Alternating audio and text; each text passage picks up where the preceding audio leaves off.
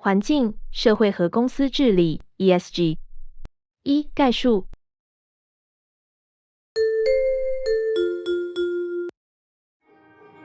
环境、社会和公司治理 （ESG） 是一种评估公司代表社会目标工作的程度的方法。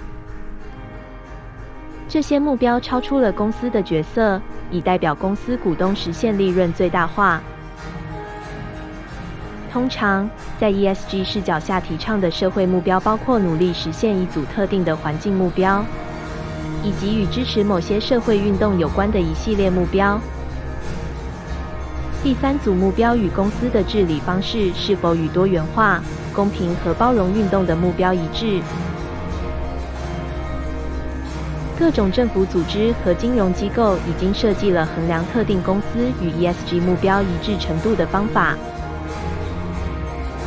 根据纽约大学 Stern 可持续商业中心在2021年进行的一项研究，考察了1000多项研究，使用不同数据提供者对不同公司的不同分数。研究表明，此类无形资产在未来企业价值中所占的比例越来越大。虽然有很多方法可以考虑无形资产指标，但这3个核心因素 ESG 共同构成了整个美国金融业采用的标签。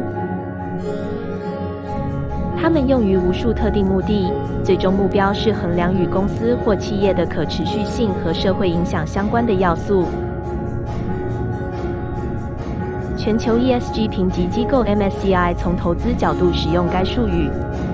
并将 ESG 投资定义为在投资决策过程中同时考虑环境、社会和治理因素以及财务因素。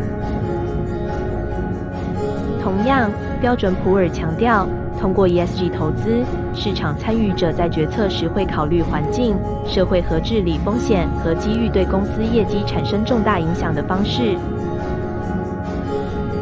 在决策中使用 ESG 的投资者能够进行可持续投资，同时保持与使用标准投资方法相同的财务回报水平。ESG 一词于2005年首次在2005年题为“谁关心获胜”会议的具有里程碑意义的研究中创造，首次将机构投资者、资产管理公司、买方和卖方研究分析师、全球顾问以及政府机构和监管机构聚集在一起的会议，考察环境、社会和治理价值驱动因素在资产管理和金融研究中的作用。在不到20年的时间里， ESG 运动已从联合国发起的企业社会责任倡议，发展成为管理资产超过30兆美元的全球现象。根据晨星的数据，仅在2019年1年，就有176.7亿美元的资金流入 ESG 相关产品，比2015年增长了近525%。批评人士称，与 ESG 相关的产品没有也不太可能产生提高污染企业资本成本的预期影响，并指责这种洗绿运动